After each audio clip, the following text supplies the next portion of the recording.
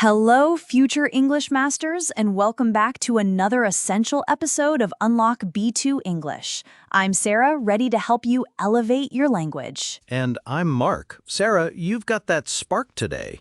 What exciting linguistic adventure are we embarking on? Mark, today we're tackling a linguistic habit that's, let's say, a little exhausted from overuse.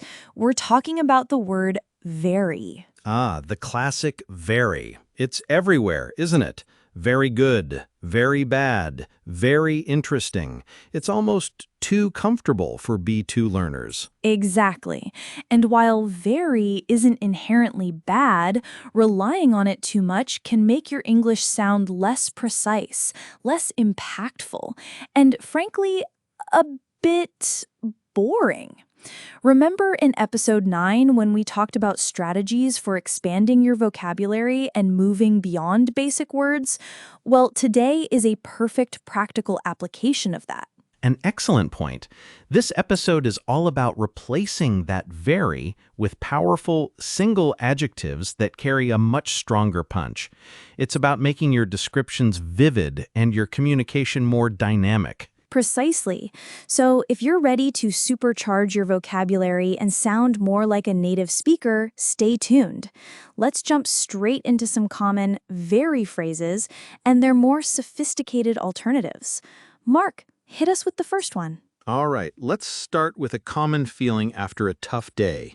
Very tired. What's a stronger way to say that, Sarah? You're not just very tired, you're exhausted, or perhaps drained or weary.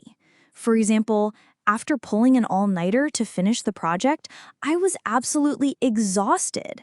It really captures that deep fatigue. Perfect. And what about when something is very good? We hear this all the time. Oh, for very good, you have a whole arsenal. You could say excellent, superb, outstanding, or even magnificent.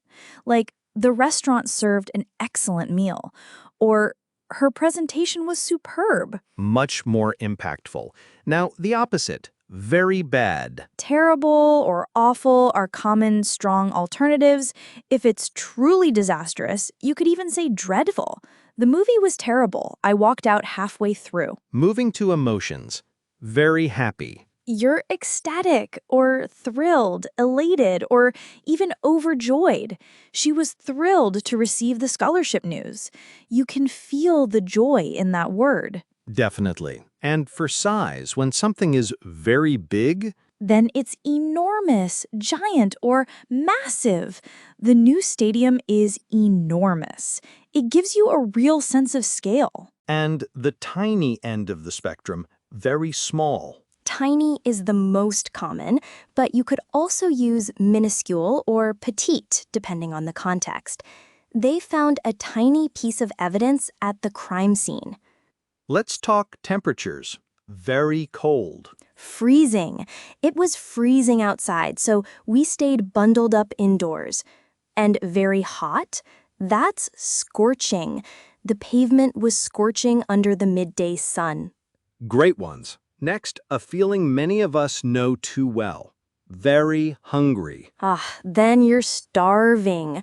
I haven't eaten all day. I'm absolutely starving. It adds a bit of urgency, doesn't it? It does. And when you're not just very angry, but really, really upset. You're furious, or enraged if it's truly intense. He was furious when his flight was canceled. Excellent. How about describing a clean space? Very clean. That space is spotless. Her apartment was always spotless. And the opposite, very dirty. Then it's filthy. After working in the garden all day, my clothes were filthy. Perfect. Two more crucial ones for work or social life. When you're very busy. You're swamped. This is super common in professional settings. I'm swamped with deadlines this week. Relatable. And finally, when something causes very painful sensations. It's excruciating.